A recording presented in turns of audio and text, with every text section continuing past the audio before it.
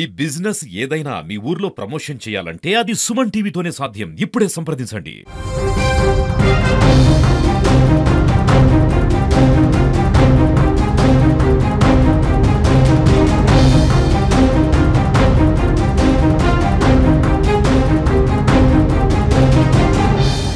ఎట్లా అనిపించింది ఆ సిచ్యువేషన్? చాలా పానిక్ అయి ఉంటారు కదా. లోకేష్ బాబుకి చాలా కృతజ్ఞతలండి, చాలా థ్యాంక్స్. నిన్నటి నుంచి టెన్షన్ లేకుండా ఉన్నాము, మొన్నంతా టెన్షన్ పడ్డాము. వీళ్ళు మేము తీసుకెళ్తాము మిమ్మల్ని జాగ్రత్తగా అన్నాక మాకు భయం అనేది పోయింది. చాలా హ్యాపీగా ఉన్నాం. సో దాదాపు చాలా రోజులు పానిక్ అయ్యారు వాళ్ళు. సో తిరిగి వస్తామని చెప్పి మేము అనుకోలేదు, ఊహించలేదు. కానీ మాకు ఏపీ ప్రభుత్వం 2 రోజుల నుంచి కూడా మాతో మాట్లాడుతూనే ఉంది. సో కంప్లీట్గా వాళ్ళని సురక్షితంగా తీసుకురావాలని చెప్పి అక్కడ ఉన్నటువంటి వారిని కూడా కొంత సంప్రదించి వాళ్ళని బయటికి తీసుకొచ్చినటువంటి సిచ్యువేషన్స్ అయితే మనం చూస్తున్నాం. వచ్చేటువంటి వారిని అందరినీ కూడా సురక్షితంగా పంపించాలనేటువంటి ఒక ఆలోచనతో ఇక్కడ ఉండేటువంటి వారందరూ కూడా, అంటే ప్రభుత్వ యంత్రాంగంతో పాటు అటు ప్రజాప్రతినిధులు అందరూ కూడా ఇక్కడికి వచ్చి వాళ్ళకి సపోర్ట్ చేస్తున్నారు. అటు కాఠ్మండూలో బయలుదేరినప్పటి నుంచి కూడా ప్రతి నిమిషం కూడా మానిటరింగ్ చేస్తున్నారు. ఇక్కడ ఉన్నటువంటి ప్రజాప్రతినిధులు కావచ్చు, అంటే మొత్తం కంప్లీట్గా వాళ్ళంతా కూడా సురక్షితంగా దింపాలి, సురక్షితంగా వాళ్ళ స్వస్థలాలకి పంపించాలని చెప్పి ప్రత్యేకమైనటువంటి వాహనాలు ఏర్పాటు చేశారు, బస్సు ఏర్పాటు చేశారు. కడప జిల్లాకు సంబంధించి ఈ బస్సు దాదాపు 22 మంది ఉన్నారని చెప్పుకోవచ్చు. సో వీళ్ళని ఆ ఒక్క ప్రాంతానికి, అంటే వాళ్ళ స్వస్థలాలకి పంపించడానికి ఇప్పటికే ఏర్పాట్లన్నీ కూడా చేస్తూ ఉన్నారు. ఒకసారి బస్సులోకి వెళ్ళి కూడా మాట్లాడదాం. నిజంగా ఇది ఒక ప్యానిక్ అయినటువంటి సిచ్యువేషన్. అక్కడ బతుకుతామో లేదో, మా పైన రాళ్ళు దాడి చేశారు, పూర్తిగా మమ్మల్ని టార్గెట్ చేశారు, ఆ హోటల్ పైన చాలా దాడులు చేశారు. సో ఫైనల్గా మేమైతే ప్రాణాలతో బయటపడ్డాము కూడా చెప్తున్నారు. కొంతమంది ఉన్నారు. మా ఏ ఊరమ్మా మీది? కడప సార్. సో ఎలా ఉంది? మీరు అక్కడ చూసారు కదా, అంటే మీ యాత్ర పూర్తయిన తర్వాత ఇవన్నీ జరిగినాయా లేకపోతే మధ్యలో ఏదైనా జరిగిందా? మా యాత్ర పూర్తి కాలేదు సార్. మేము మళ్ళీ కాశీ వచ్చి సీతామాయి చూసుకొని రావాలనుకొని ఉన్నాము. అక్కడ కొన్ని చూడకుండా ఉండేటివి కూడా జలనారాయణ, అవి ఇంకా 2 చూడకుండా ఉన్నాము. పశుపతినాథ గుడి, అమ్మవారు శక్తిపీఠం చూసుకున్నాము. తర్వాత ఇట్లా జరిగిందని చెప్పినాక మేము రూమ్లో నుంచి బయటికి రాలేదు. 10 గంటలకు కొంచెం రిలీఫ్ అయిందని బయట వస్తే వాళ్ళు రాళ్లతో కొట్టారు బస్సును. డ్రైవర్ తెలివిగా బస్సు మళ్ళీ చేసి మేము సీట్ల కింద అనుక్కుండేసినాము. హోటల్ కాడికి తీసుకొచ్చేసాడు. హోటల్ కాడికి తీసుకురానికి హోటల్ యాజమాన్యం కూడా మమ్మల్ని లోపల పంపించేసి వాళ్ళు స్వెటర్స్ వేసేసి మీరు రూముల్లో నుంచి బయటికి రావద్దు, లైట్లు ఆఫ్ చేసి పండుకోండి అని చెప్పినారు. మాకు తర్వాత ఒక రోజు టైం ఉంది కాబట్టి లోకేష్ సార్కు ఇవన్నీ ఇన్ఫర్మేషన్లు ఇవన్నీ పెట్టినాక సార్ మాకు అరేంజ్ చేశాడు. మేము చాలా సంతోషంగా ఈరోజు ఇంత జనం వచ్చి ఇంత ఇది పడేతలకి మాకు చాలా ఆనందంగా ఉంది సార్. ఎంత బాధపడినామో అక్కడ, ఈరోజు అంత ఆనందంగా మేము ఇంటికి వెళ్తున్నాం సార్. మీరు యాత్రకి వెళ్ళారు అంటే అక్కడ సిచ్యువేషన్ మీ వాళ్ళతో మాట్లాడారా, షేర్ చేసుకున్నారా? చాలా బ్యాడ్గా చెప్పలేదు సార్. బాగున్నాం మేము అనే చెప్తా వచ్చినాం సార్, మా వాళ్ళకి చెప్పలేదు. ఇంకా ఈరోజు బయలుదేరిన తర్వాత వైజాగ్ వచ్చిన తర్వాత చెప్పాం సార్. ఇట్లుండింది మమ్మల్ని సార్ ఇట్లా పంపించేసినాము. అక్కడ ఫోన్లు మాకు పని చేయలేదు. ఇక్కడికి వచ్చిన తర్వాత, వైజాగ్ వచ్చిన తర్వాత ఇట్లా మా హస్బెండ్కి అయితే ఇప్పటికి కూడా చెప్పలేదు సార్. మా బాబుకి ఒక్కరికి చెప్పాను సార్. లోకేష్ గారితో మాట్లాడారమ్మా వీడియో కాల్? మా విజయమ్మని మమ్మల్ని పిలుచుకుపోయింది సార్. మా పిలుచుకుపోయింది ఆమె సార్ చేసిందంతా. భోజనం కూడా తినకుండా, తను స్నానం చేయకుండా భోజనం తినకుండా అంతా వాళ్ళు తిరుపతి సార్, హేమలత. సో కాఠ్మండూ నుంచి వచ్చినటువంటి నేపథ్యంలోనే వీళ్ళంతా కూడా మళ్ళీ తిరిగి ఎక్కడి నుంచి, మీకు ఏ ఊరేమో మీది? మాది కడప అండి. సిచ్యువేషన్ ఎలా ఉంది చూసారు కదా, మీ వాళ్ళకి ఫస్ట్ ఇన్ఫర్మేషన్ ఇచ్చారా ఇలా ఉంది సిచ్యువేషన్? లేదండి, ఇవ్వలేదు. భయపడతారు అన్న ఉద్దేశంతో చెప్పలేదండి.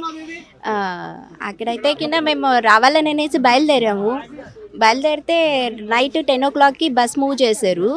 జస్ట్ ఒక 50 meters అట్లా వెళ్ళింటాము. అప్పుడే రాళ్ళతోటి దాడి చేశారనమాట వాళ్ళు.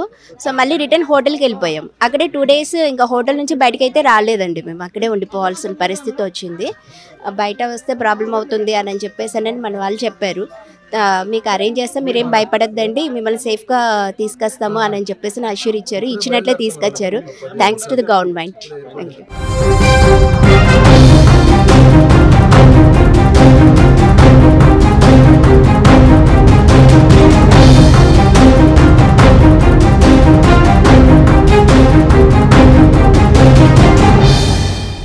అంటే ఇక్కడ రాయలసీమ ప్రాంతాల నుంచి దాదాపు 40 మంది ప్రయాణికులు వచ్చారు కాబట్టి సో వాళ్ళంతా కూడా సురక్షితంగా వాళ్ళ గమ్యస్థానాలకి పంపించేందుకు ప్రత్యేకమైనటువంటి వాహనాలను ఏర్పాటు చేశారు. మనం చూడొచ్చు ఎక్కడికక్కడ, అంటే వాళ్ళు కాఠ్మండూలో ఎక్కినప్పటి నుంచి కూడా ఫ్లైట్లో వాళ్ళకి అన్ని వసతులు కూడా చేశామని చెప్తున్నారు. కంప్లీట్గా ఇక్కడ చూడొచ్చు మహిళలందరూ కూడా చాలా హర్షం వ్యక్తం చేస్తున్నారు.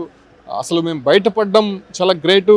మా ఏపీ ప్రభుత్వం ఎప్పుడైతే మాతో సంప్రదింపులు జరుపుతూ వచ్చిందో సో అప్పటి నుంచి మాకు ఒక నమ్మకం కలిగిందని చెప్పి కూడా వాళ్ళందరూ కూడా చెప్తున్నారు. సో వీళ్ళందరూ కూడా సురక్షితంగా బయటపడ్డారని చెప్పుకోవచ్చు. దాదాపు 2-3 రోజుల నుంచి కూడా వాళ్ళు అక్కడ ఇబ్బంది పడ్డారు. అసలు అక్కడ జరుగుతున్నటువంటి సిచ్యువేషన్స్ని బేస్ చేసుకొని ఏ రకంగా మేము బయటపడతామనే కొంత నమ్మకం అనేది పోయిందని కూడా వాళ్ళందరూ చెప్తున్నారు. మా ఏ ఊరమ్మా మీది? మాది కలిగిరి. ఏంటమ్మా టూర్కి వెళ్ళారు? అక్కడికి టూర్కి వెళ్ళాము, కానీ అక్కడ మాకు పశుపతినాథ్ని చూసుకొని లోపలికి రావటము నైట్ బయలుదేరాలనుకున్నాము, కానీ అప్పుడే స్టార్ట్ అయిపోయినాయి. మా బస్సు బాగా పగలగొట్టారు, కానీ మాకు చాలా భయం వేసిందండి. అందరం పెద్దోళ్ళం అయిపోయి గాజు అంతా పగిలిపోయినాయి, రాళ్ళు బాగా కొట్టారు.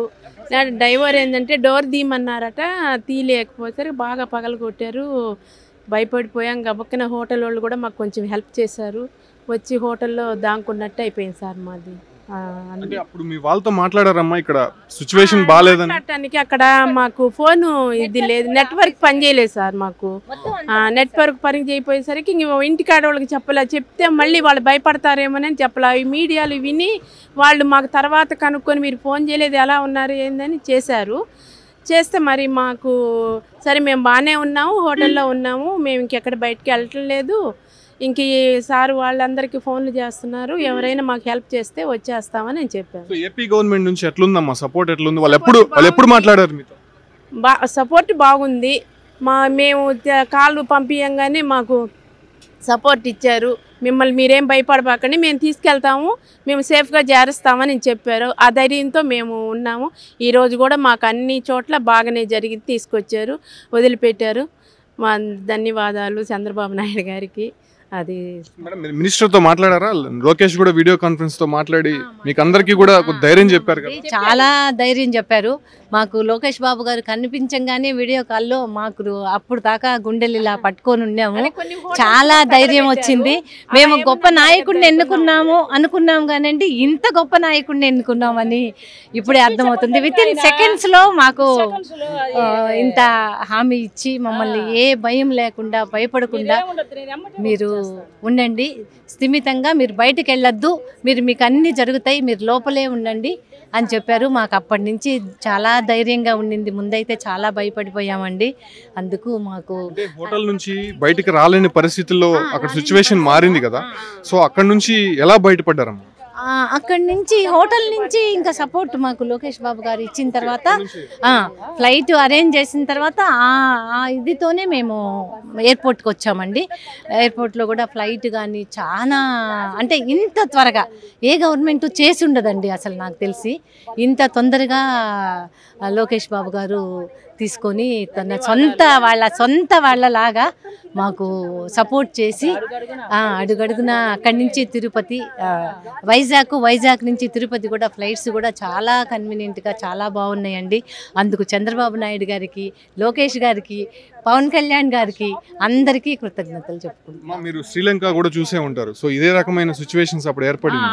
సో ఇప్పుడు కూడా అదే రకమైన అల్లర్లు జరిగాయి.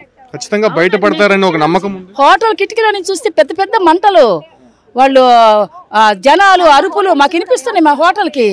ఏంది ఇట్లా జరుగుతుంది అంటే, మీరు ఎవరు బయటికి రావద్దు, గుళ్ళు లేదు, ఇంకా 2 గుళ్ళు చూసేసారు, ఇంకా గుళ్ళు లేవు, మీరు కర్ఫ్యూ పెట్టేశారు, ఇంట్లో లోపలే ఉండండి అన్నారు. సరే ఎట్నో గట్ట బయట పడిపోదాం అని చెప్పని మమ్మల్ని తీసుకెళ్ళిన ఆయన బస్సు మనం ఏదో గొడవగా ఉంది, నైట్ వెళ్ళిపోతే తెల్లకలు వెళ్ళిపోదామని చెప్పాడు. సరే ఈ టైం అప్పుడు బస్సు ఎక్కి వస్తున్నాము, ఇక్కడి నుంచి హోటల్ నుంచి అంత దూరం పోయాం. ఇంకా 20 మంది 25 మంది ఇంకా వచ్చి తలుపులు తీ అంటుంటే డ్రైవర్ తీయలేదు. నేను తలుపులు తీయనగానే ఇంతలో రాళ్ళు తీసుకొని నేను కిటికీ పక్కనే ఉన్నాను. ఆంతరిక వచ్చి తగిలింది ఒక రాయి వచ్చి, నేను గబక్కన లేకపోతే ఆ సీసా పెంకులన్నీ గుచ్చుకున్నాయి. మా అమ్మాయి పక్కన ఉండి గబక్కన తలకాయించాను, పక్క కొంచేసాను. మా పక్కన అద్దాలన్నీ పగిలిపోయి ఆ సీసా పెంకులన్నీ నాకు కూడా గుచ్చుకొని అసలు గుండెల్లో పెట్టుకొని వచ్చాం. ప్రాణాలు ఎట్లా చేయాలి, ఏంది ఇట్లా అవుతుంది, ఎట్లా బయటపడాలి మనం అని గబగబా ఇంకా వాళ్ళకి దండాలు పెట్టి మేము ఇట్లా ఏం చేయొద్దు, మేము వెళ్తున్నాం అని చెప్పని కారు తిప్పుకొని ఇంకా హోటల్కి వచ్చేసాం.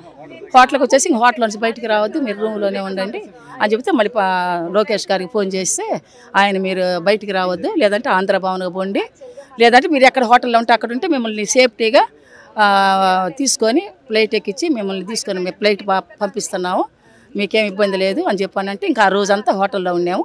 ఉదయానికల్లా ఫ్లైట్ పంపించి పలానా టైం కానీ మెసేజ్ వచ్చేసేయమంటే మేము లోకేష్ గారితో మాట్లాడక ముందు ఎన్ని రోజులు ఉన్నారమ్మా రూమ్ లో నిర్బంధించేసినారని 2 రోజులు ఉన్నాం. వాళ్ళ గొడవలు జరిగినాయి ఒక రోజు, మరుసటి రోజు ఒక రోజు అట్నే ఉన్నాం. 3వ రోజు సాయంత్రానికి మేము ఇట్లా వచ్చాం. సో వీళ్ళు మీతో కాంటాక్ట్ కాకముందు మీకు ఏమనిపించింది అసలు ఒక రోజే ఉన్నాము హోటల్లో, దేవుణ్ణి చూసి వచ్చాము. ఆ మధ్యాహ్నం నుంచి గొడవలైనవి, వాళ్ళంతా వెళ్ళిపోయి ఉంటారులేని మేము నైట్ 10:30కి బయలుదేరాము. కానీ మా బస్ అంతా రాళ్ళు కూడా చాలా పెద్ద పెద్ద రాళ్ళు అండి, ఇంత రాళ్ళు. 3వ రోజు అంతా అక్కడే ఉన్నాము. ఇంకా బండి వస్తుందని చెప్తే అప్పుడు మాకు కొంచెం ధైర్యం వచ్చింది. లేకపోతే ఇక్కడ నుంచి అసలు బయట ఏర్పడి ఎన్ని రోజులు హోటల్లో ఉంటాము, ఎట్లా బయటకు రావాలి? రాళ్లే ఇసిరేసారు, లేదన్నా ఒక పెట్రోల్ దాంట్లో తీసుకొని సీసా ఇసిరేస్తే బస్సు కాల్ చేశారు అనుకో, అప్పుడు ఏం కావాలి? వాళ్ళు అంత కోపంగా అంత ఇదిగా ఉన్నారు స్టూడెంట్స్ అని చెప్పని మాకు భలే భయం వేసేసింది. లోకేష్ గారు కానీ పట్టించుకోకుండా ఇట్లా మమ్మల్ని తీసుకురాతే మేము చాలా ఇబ్బందులు పడేవాళ్ళం. కంప్లీట్గా వీళ్ళందరూ కూడా చెప్తున్నటువంటి విషయాలు చూస్తున్నాం. అసలు లోకేష్ అనేటువంటి వ్యక్తి లేకపోతే ఈరోజు మేము ఉండేవాళ్ళం కాదు. ఖచ్చితంగా ఆయన చొరవతోనే ఆయన ఎప్పటికప్పుడు మాతో సంప్రదింపులు జరుపుతూనే ఉన్నాడు. అక్కడ ఆయన్ని చూడగానే, ఆయనతో మాట్లాడగానే మాకు ఒక ధైర్యం వచ్చింది, ఖచ్చితంగా మాకు సహాయం అందుతుంది.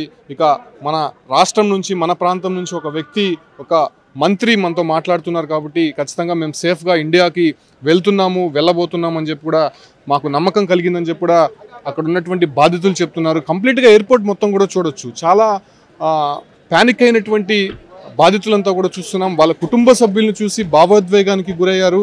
ఖచ్చితంగా మేము తిరిగి వస్తామని చెప్పి మేము అనుకోలేదు. సో ఈ నేపథ్యంలోనే ప్రస్తుతం జిల్లా కలెక్టర్ కూడా మనం చూస్తున్నాం. ఆయన కూడా ఇక్కడికి వచ్చి వాళ్ళంతా కూడా స్వాగతం పలికి వాళ్ళని స్వస్థలాలకి పంపించడానికి చాలా చొరవ చూపిస్తున్నటువంటి దృశ్యాలు అయితే చూస్తున్నాం.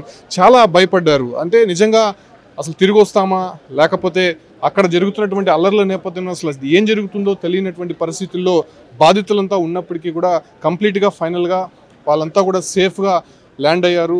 ఇప్పటికే వాళ్ళ ఊర్లకి ప్రత్యేకమైనటువంటి వాహనాల్లో పంపించేటువంటి ప్రక్రియ జరుగుతోంది కాబట్టి సో ప్రస్తుతం అటు లోకేష్ కావచ్చు, లాంటి చంద్రబాబు నాయుడు, పవన్ కళ్యాణ్కి వాళ్ళు కృతజ్ఞతలు తెలుపుతున్నారు. అసలు మేము బతికి బయటపడడం వాళ్ళ కారణంగానే అని కూడా వాళ్ళు హర్షం వ్యక్తం చేస్తున్నారు. సో ఇది ప్రస్తుతం తిరుపతి ఎయిర్పోర్ట్లో నేపాల్ నుంచి వచ్చినటువంటి బాధితుల స్పందన. సో కంప్లీట్గా వాళ్ళంతా కూడా కొంత ఆనందోత్సవాలు, అదే రకంగానే కొంత భయంతో కూడా బయటపడినటువంటి పరిస్థితుల్లో ప్రస్తుతం వాళ్ళంతా కూడా వాళ్ళ స్వస్థలాలకి పోతున్నటువంటి పరిస్థితి కనిపిస్తుంది.